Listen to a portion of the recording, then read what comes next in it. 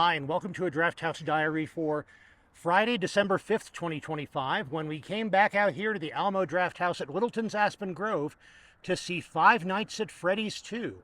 And once again, Ian, my co-host for the Inter-Millennium Media Project, has joined me.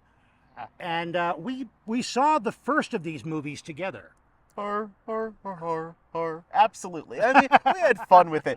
It's got that looming sense of dread. I know the games, still have never actually completed one, but I've played more of them now than I had before. And you haven't really touched the franchise outside of the film, right? That's right. I came to the first one just as a movie fan and came to this one in the same way. And I would sum up our reaction to the first movie as that it was a good adaptation. Yeah. In that it found the right story elements and it blended the slasher movie aspects and the supernatural ghost story aspects, which to me make them more interesting, into a functioning story that was very engaging. Yeah. And you had an interesting point about the structure of the game series overall as it affects the movie. Yeah, I talked about when we first saw the first one 2 years ago. My goodness. I talked about how this was telling the story of the first game, but with the pieces from the entire franchise, able to pull things like one of the main characters, Vanessa, from much later games and insert them into the story now to give them more to work with. This is an adaptation of Five Nights at Freddy's 1, before it was ever called 1, but with the pieces of the entire franchise that you can buy merchandise of at Target and such. Now, thinking about this sequel, Five Nights at Freddy's 2, I've got to say, I think it is another example of the fact that screenwriters are just better at sequels in general than they were 20 years ago or even 15 years ago. It didn't have that sequel problem of having to undo everything that was achieved in the first movie in order to give us a way to tell the same exact story again. And it managed, for the most part, to avoid the problem of overcomplicating things in order to have a bigger canvas on which to portray a sequel. It was an appropriate incremental expansion of what we saw in the first movie. The stakes changed and were a little bit higher. The scope in which there were threats and our heroes had to operate became a little different. Abby, the little girl from the first movie, became more of a real character with agency, as is appropriate for this kind of movie as we see her growing up.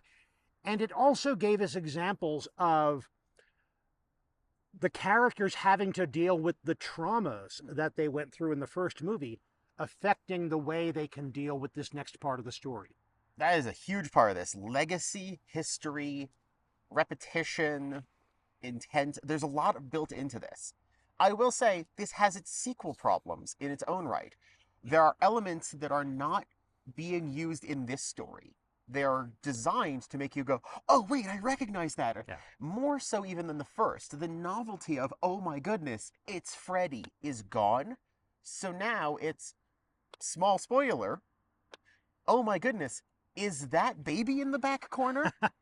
She's not even from the third game. She's from later games even. They're pulling more pieces in, which makes me wonder what they're going to do in terms of the next film. Because, first one is a test and a proof that they can do it.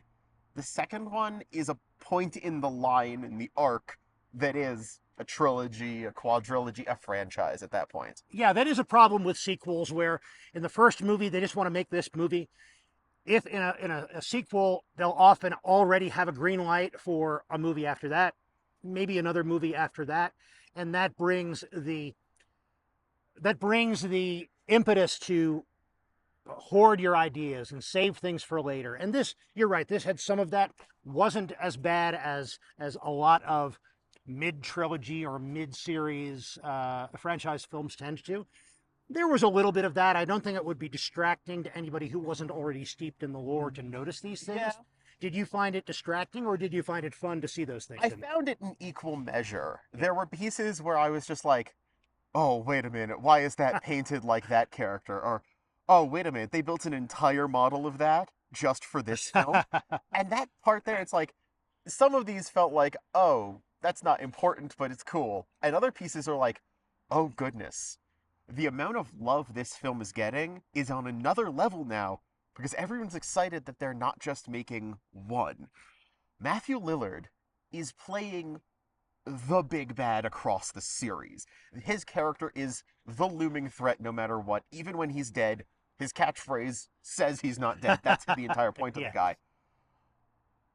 He only has one major scene in this film, but I swear I could see the so happy to be here in him the entire time. He brings a really unique energy to these kind of roles. Absolutely. And Jim Henson Creature Shop doing all of the much more elaborate, in some ways, costumes and models and props and design in this, bringing this video game to life in the right kind of creepy, but maybe it wasn't creepy in the right lighting kind of feel. There's so much in there that tells me they're putting in the effort not for this film, but for the third and maybe a fourth and such. If they're gonna build it, they're gonna build it that well. It's made to last this time. And I liked that. And that goes for the settings as well, in that we do get a glimpse of the Freddy Fazbears that we saw in the first movie, but most of this involves the original, the mothership, not one of the franchise locations. And that was fascinating because it did give us that, oh, there's an older and deeper evil than what we have seen already. And also, they have so much fun. Scott Cawthon, the creator of Five Nights at Freddy's, is one of the writers, one of the people making these movies. He is having so much fun being able to put barbs at himself in there, where this, like, confusion, some people, it's like, why is the older one nicer? But that's because the older one showed up in the later games when he got better at making the games. Or it's just a character standing in a room looking at this, the puzzle that is the setup for the second of the games and saying, who designed this? Which I could feel I could feel Scott Cawthon's penmanship in there writing, I made something ridiculous if you were actually standing there. It's delightful in that sense. So this was a fun movie in its own right, and it was a really effective sequel. So absolutely, again, it is not trying to be more than it is, and it does its job very effectively. It stays in the genre it was made for originally, which is wonderful. The pre-show was not exactly the same pre-show that we saw for the original Five Nights at Freddy's movie, and I think that's because there are just so many old VHS copies of promos and ads for Showbiz Pizza and local Chuck E. Cheese ripoffs that they're never going to run out. And that's what most of this pre-show was. It also helps the Alamo, the fact that for some reason, these videos are all way too long. Like, long playing music, the weirdest slow, making sure I emphasize all my syllables, kind of talking. And it's like, this was creepy even before someone made a game franchise about how this was creepy. Why? Why was it like that? 80s, explain yourself. If there are this many pizza places with animatronics, just by the law of large numbers, some of them have to be haunted. Yes. So, not much else to say about that pre-show, but of course it was perfect to lead into this movie. For dinner, I got the chicken tenders, and I ordered them crispy, which is an option now that you can see all of the different customizations on the mobile menu on the phone. I didn't notice a big difference. I'm not sure I'd bother doing that, but it was an interesting thing to try. And I got the orange gochujang sauce on the side as a dipping sauce, as well as some of their garlic aioli, which I think is a great combination with that gochujang. I actually tried one of the things on their special menu right now, which is their For Good sandwich, which was actually quite delicious. It's a pesto chicken sandwich, very flavorful. Here's the problem. I've figured out there's a problem with trying to eat a sandwich at the Alamo. You're in the dark and you're moving something towards, there's just a difficulty there. It gets even worse when you have to tip your head to the side and then eat it. Tacos are not a in the dark of a theater kind of thing, and a wrap in a pita like this is taco-esque in that sense. I will also say they used cubed chicken. I think the same chicken they put on some of their salads. It was falling out constantly. It's a very wet sandwich. Sauces and such add flavor, which is excellent. It was not the best eating experience. It was saved by the bed of fries that caught everything afterwards. If they did it with the chicken tenders, ironically, it would have been a much better sandwich. Stability-wise, flavor was excellent, but that's not the only thing to factor at the Alamo. But when you have to tip your head like that, every movie has a lot of artistic Dutch angles. Oh, absolutely. The Dutch angle taco plate would absolutely be a good Alamo Drafthouse food set. This screening was almost entirely sold out.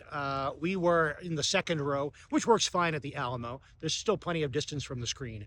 But this was exactly the right kind of crowd with whom to see a horror movie. Everybody reacting at the same time.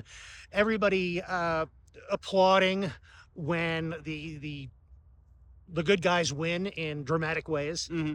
And I will say, it's delightful to see that this film has such a broad audience. There were all sorts of ages, families. I was surprised with how many young kids, honestly. But at the same time, they were all very well behaved, so I'm going to applaud that. I think it's just a franchise that's bringing people together, surprisingly enough, as the Murder Robot franchise is. I mean, doing better than Megan on that. Yes. Yeah, there were kids there younger than I would have brought you when you were a kid. And yet, as you said, they were well behaved. And as gory as this movie could be, there wasn't a lot of on-screen blood and gore, a lot of implied gore and violence, a lot of jump scares and shocks. But ultimately, it's a story about a little kid making mistakes, having courage to fix them, and triumphing in the end. Yeah. Oh, there's one other thing we tried food-wise, Yes. which is their hot cocoa and sugar cookies for their special menu. They've had a really good crop of sugar cookies this year. What did you think? Not always my thing. I prefer a chewier cookie, and I'd say only about 40% of each of my cookies was my kind of cookie. Oh. The outside was much crispier, but it was very good to dip in there. Okay, hot chocolate. If you'd like to see our review of the original Five Nights at Freddy's movie, take a look at this video next. I'll be back soon with more Drafthouse Diaries because there are a lot of movies coming out this month. But in the meantime, enjoy your movies, and when you do, stay till the end of the credits.